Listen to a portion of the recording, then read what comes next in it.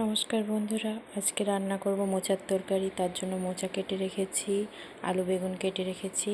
এদিকে কড়া বসিয়ে দিয়েছি, কড়া গরম হয়ে যেতে তাতে তেল দিয়ে দিলাম।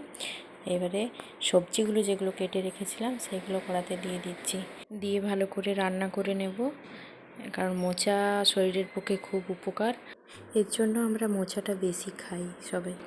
এবারে আমি কড়াইয়ে সবজির ওপর হলুদ দিয়ে দিলাম, লবণ দিয়ে দিলাম, দিয়ে নেড়ে চেড়ে নিচ্ছি। দিয়ে এই সবজিগুলোকে আগে সিদ্ধ করে নেব হালকা করে, তারপরে আমি মোচাটা দিয়ে ভালো করে রান্না করে নেব।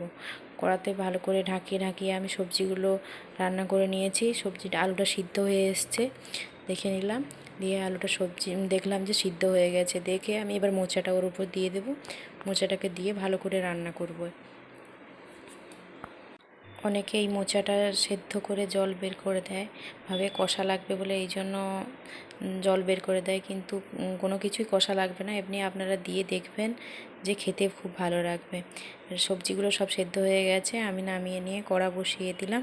কড়াইতে তেল দিয়ে দিলাম, তেলটা গরম হয়ে গেলে এবারে আমি তেজপাতা দিয়ে দিচ্ছি, পাঁচফোড়ন দিয়ে দিচ্ছি। পাঁচফোড়নটা ভালো করে ফুটিয়ে নেব, কারণ পাঁচফোড়নটা না ফুটলে পাঁচফোড়নের তরকারি সেন্ট ভালো হয়। পাঁচফোড়নটা ফুটে গেছে ভালো করে, তাতে আমি কুচিয়ে রাখা পেঁয়াজটা দিয়ে দিচ্ছি। পেঁয়াজটাকে ভালো করে ভেজে নেব। আর এই জানেন তো, এই মোচাটা আমি আমার গ্রামের বাড়ি গিয়েছিলাম, সেইখান থেকে দিয়েছিল আমার যা, কেটে রান্না করছি। এবং আরও একদিন অন্যভাবে আমি রান্না করে দেখাবো। আজকে একভাবে রান্না করলাম, আরেকদিন অন্যভাবে একটু রান্না করে দেখাবো। তা দেখতে হলে আমার সাথে থাকতে হবে। আমি একটু আদা বাটা দিয়ে দিলাম, রসুন বাটা দিয়ে দিলাম, ওটা একটু ভেজে নিয়েছি।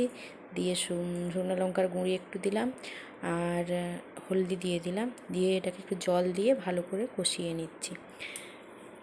আদা রসুনটা দিয়েছি তো, ওটা ভালো করে কষালে ওই গন্ধটা যাবে না, এই জন্য ভালো করে কষিয়ে নিলাম।